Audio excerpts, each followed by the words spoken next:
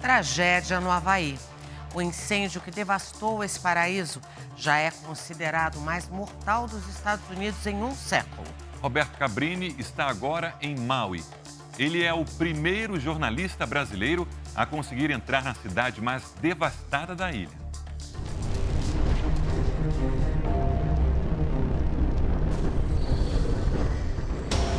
A tragédia diante de nossos olhos.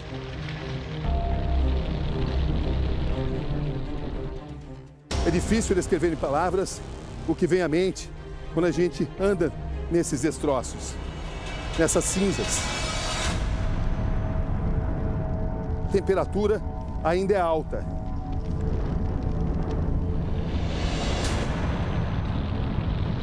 O fogo foi debelado há menos de um dia.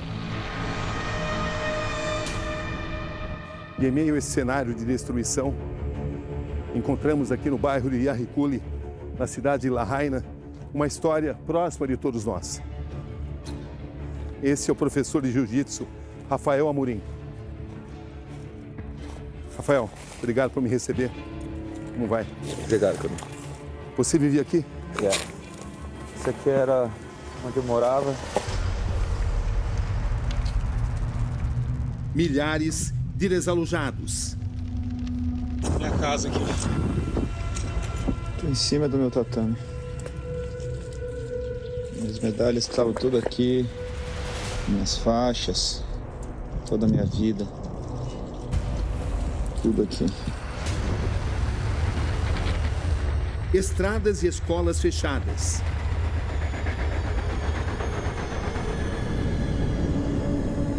Carros carbonizados. É como se as chamas varressem localidades inteiras. Do alto, é possível ver como o cenário da ilha de Maui se transformou.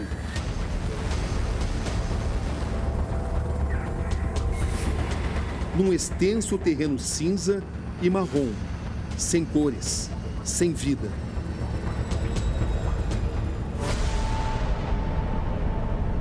Ela surge após 18 longas horas de voo. A ilha de Maui, em meio à imensidão do Oceano Pacífico Central, a 13 mil quilômetros do Brasil.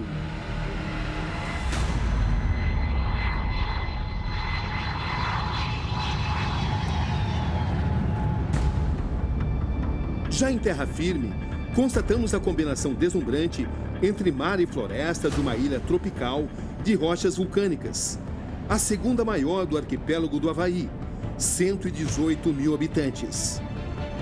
Um paraíso.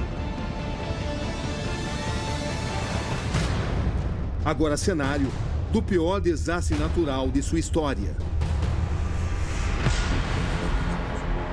O trajeto ao local mais afetado dura horas. Na estrada principal, uma fila extensa de carros. O cenário é deslumbrante e em alguns momentos fica até difícil a gente imaginar que aconteceu aqui uma tragédia. Ao fundo, a imensidão do Oceano Pacífico. Essa estrada sinuosa e muito pequena, muito estreita, nos leva à área mais atingida aqui da ilha de Maui, a cidade de Lahaina, que foi a primeira capital do Havaí.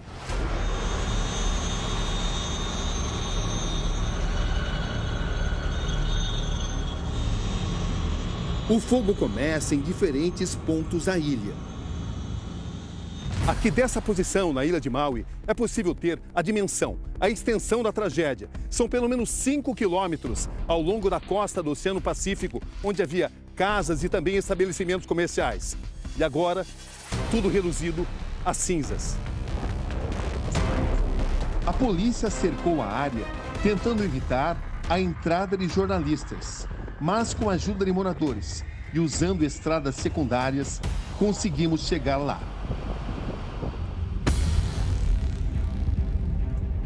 Depois de 2 horas de viagem, chegamos a Lahaina. É difícil descrever em palavras o cenário. Aqui em Lahaina, a destruição deixada pelo fogo lembra o cenário de uma guerra. Aqui havia centenas de casas, onde viviam milhares de pessoas. Não sobrou praticamente nada. Vejam só. E o que impressionou foi a rapidez com que a tragédia foi evoluindo. O fogo foi consumindo, as pessoas mal tinham tempo de tentar deixar suas casas. Muitas morreram tentando escapar, mas não conseguiram.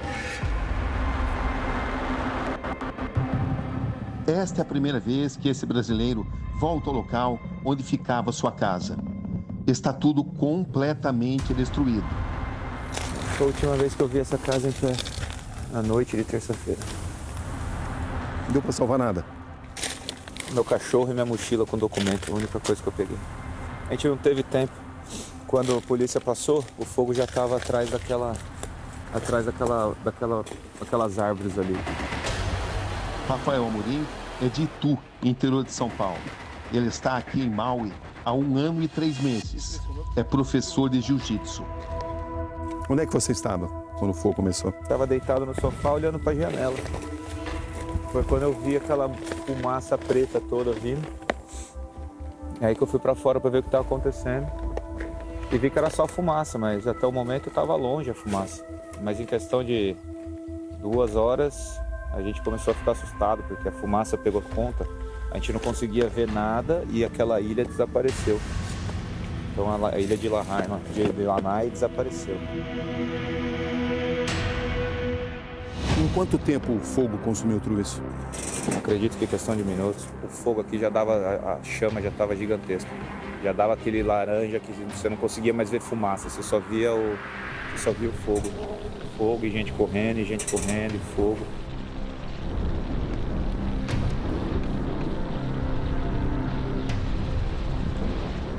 Você chegou a pensar que não ia escapar? Sinceramente, eu não conseguia pensar sobre mim, eu só pensava no meu filho. Onde é que estava seu filho? Meu filho mora naquela casa, lá na esquina. Estava com a sua ex-mulher? Com a minha ex-mulher.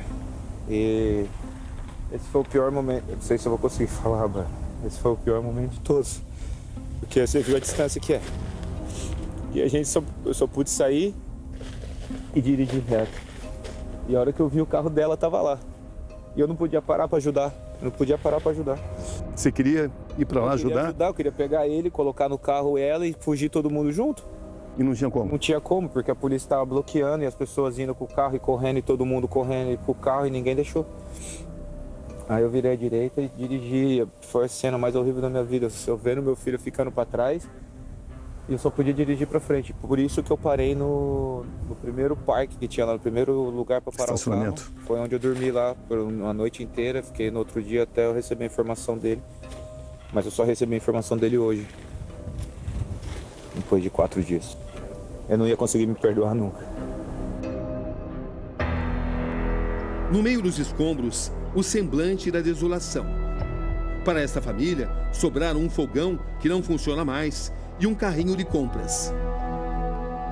Com o celular nas mãos, eles buscam sinal para informar os vizinhos da situação. Nesse bairro, nenhuma casa resistiu. Postes de energia despencaram.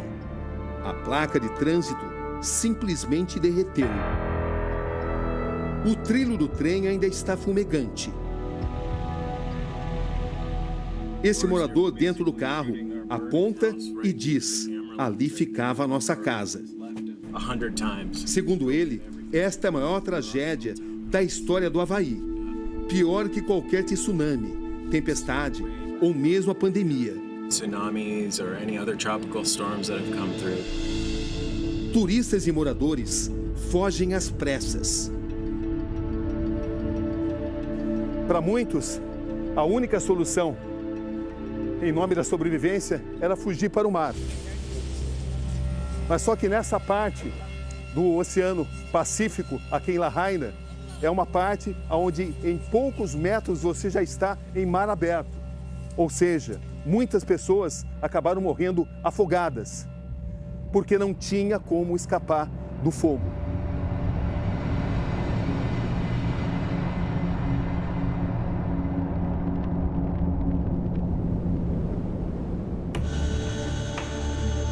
A guarda costeira precisa agir no resgate. Eu Centro de Emergência recebe os desabrigados, que se multiplicam. Esta família da Califórnia abandonou o carro alugado no meio da rua e entrou no mar para se proteger. O pai conta que tudo estava em chamas e explodindo. Era muita fumaça. Ele, a esposa e os 5 filhos não conseguiam respirar.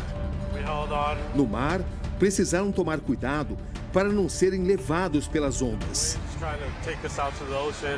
Esse é o baiano Yuri Soledade. Ele tem 48 anos, vive aqui na ilha há 28. Ele perdeu nessa tragédia o restaurante, o seu ganha-pão. O que você viveu aqui, Yuri? Descreva para mim, por favor. É difícil até colocar em palavras. Foi uma tragédia assim, muito grande. Eu tinha um restaurante na Front Street, que é a rua principal lá em Lahaina. Eu tinha mais ou menos uns 40 empregados e todos eles perderam suas casas, seu ganha-pão. Esse é o lugar onde ficava o restaurante de Yuri e aqui foi reduzido.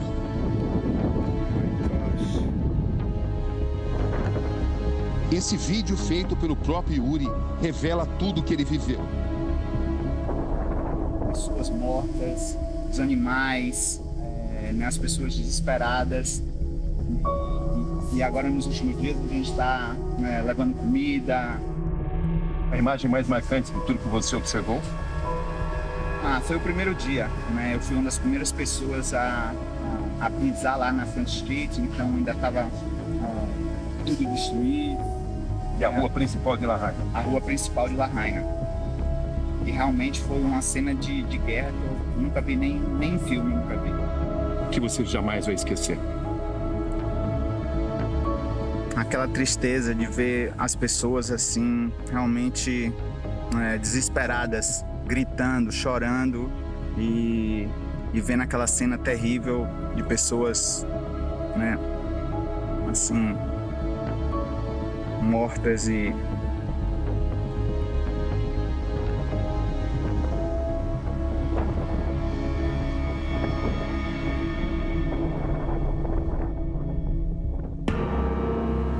Mais de 1000 construções são danificadas ou destruídas. Até ontem o fogo ardia aqui, mas agora ele está controlado, mas a temperatura ainda está muito alta. Muito calor aqui. Andando aqui, fica muito difícil descrever em palavras o que a gente encontra. Era uma comunidade considerada próspera aqui do Havaí,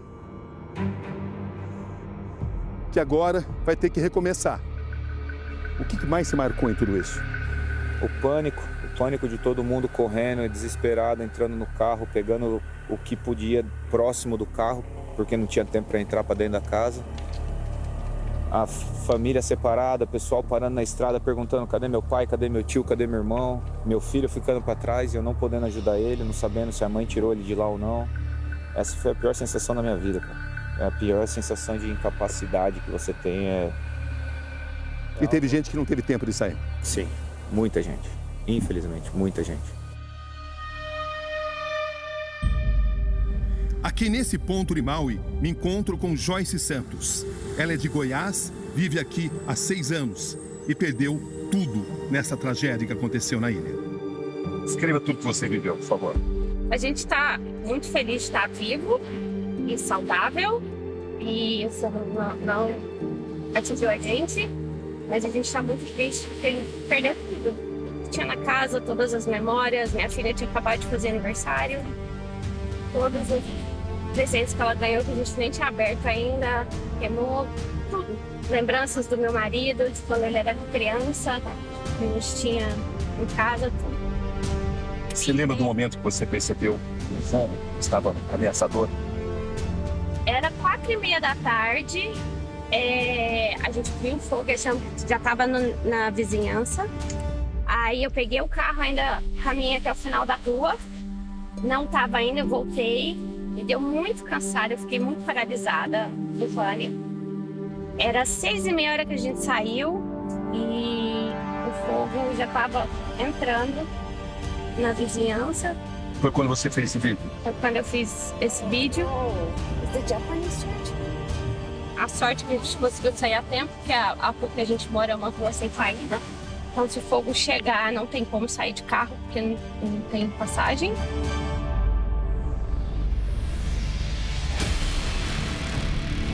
Uma combinação explosiva. Vegetação seca, ventos fortes, baixa umidade. As chamas são intensificadas pelo furacão Dora, que pegou a ilha de surpresa. Oh my God! O paraíso tenta sobreviver. Não é fácil. As marcas estarão sempre presentes.